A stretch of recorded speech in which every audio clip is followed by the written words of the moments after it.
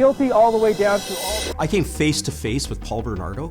You will not believe how this guy is living. So for those who don't know, especially for younger people in Canada, Paul Bernardo is the worst of the worst. He was known as the Scarborough Rapist. He did unspeakable sex offenses against numerous women.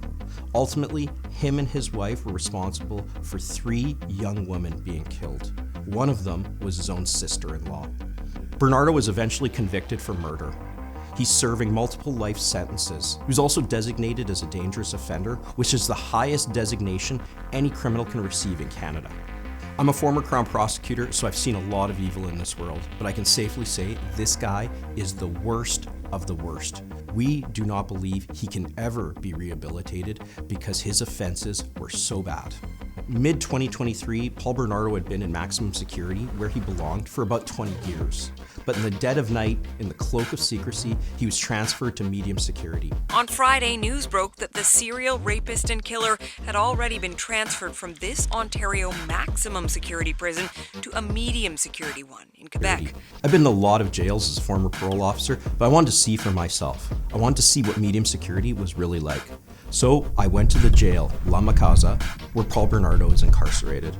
I walked in, and the first thing you notice is how big of a property it is. It actually feels like a university campus. If you go to maximum security, it's really confined. There are doors everywhere in maximum security. You go to medium security, it's not really all that confined. It feels like university. It's like you're walking from building to building, just like you're walking from class to class. So my tour begins, and the first place they take me is to Paul Bernardo's unit. And for those who don't know, a unit is essentially a bunch of jail cells. So that's where he lives. We go straight to his cell, and they open the door. He's not there. You could see that he wasn't there, so I asked permission, and I take a step in. And it was really weird. Their margarine containers were drying on the top of his bunk. I'm not sure why. He had these mint chocolate bars off to the side. He had a electric razor. I asked whether he paid for that himself. He did. You could see all these things, and it looked like somebody very ordinary lived in that jail cell, and yet he's a monster. Had to keep on reminding myself that this person did unspeakable things.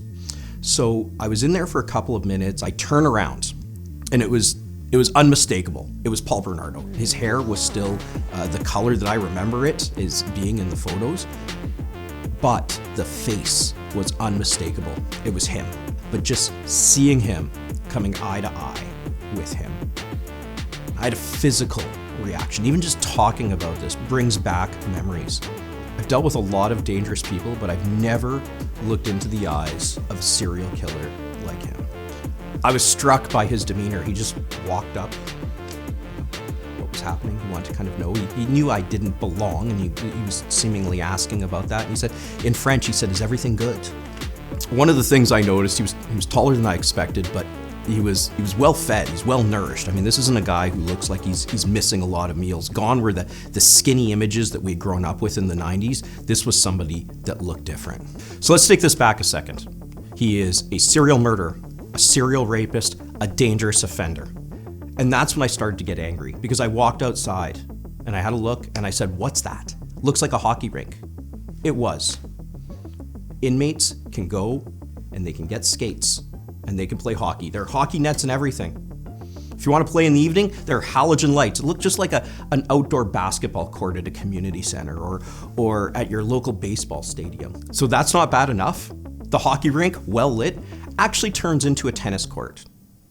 If that wasn't enough for me to get outraged, while we were walking there, one of the guards commented that Luca Magnotta walked right by me. Murder and dismemberment of his victim, Chinese student Jun Lin. He's also alleged to have eaten parts of his victim.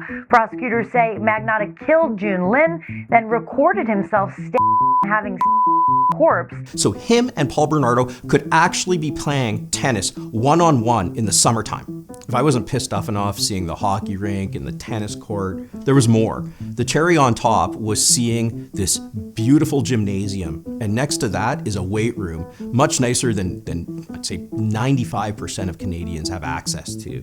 He has a billiards table where he can play pool, and then you walk a little ways, and what do you find? You find a workshop where he can sign out tools, chisels, scissors, hammers, duct tape, one of the worst criminals in Canadian history, is actually living better than most Canadians. It's almost like a scene from Goodfellas, but this isn't fiction. He's actually living like this. I once had an inmate when I was walking through a different jail say, all in all, not a bad place to do time. That's how he's probably feeling.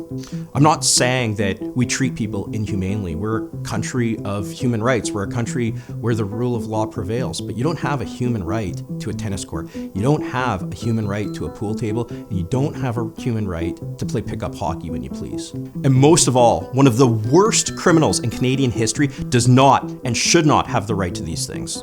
It shouldn't take an MP having to go into a jail to tell you this. People in the government, they may not want you to know the truth of how animals like Paul Bernardo are living, people who should be in maximum security. And yet, here he is in medium security, living better than most Canadians. I shouldn't even be making this video. Why did it take an MP going into the jail to see what medium security was like for Paul Bernardo? He should have never been transferred out of maximum to begin with. This is just part of the bigger problem of the mess that's become the liberal justice system. We have repeat dangerous offenders who are routinely released on bail. We have sexual offenders who commit offenses against children getting house arrest as sentencing. And now we have the government unable to even manage serial killers in maximum security. Justin Trudeau and the Liberals, they don't take criminal justice seriously. We can't forget the victims and all they've gone through and all they continue to go through. But we have to tell the truth on how one of Canada's worst serial killers is living better than most Canadians. After coming face to face with Paul Bernardo, we've done some more digging, and I can tell you there's more to tell. Canadians need to know the truth. Please like and share this video because there's more to come. And as always, thanks for watching.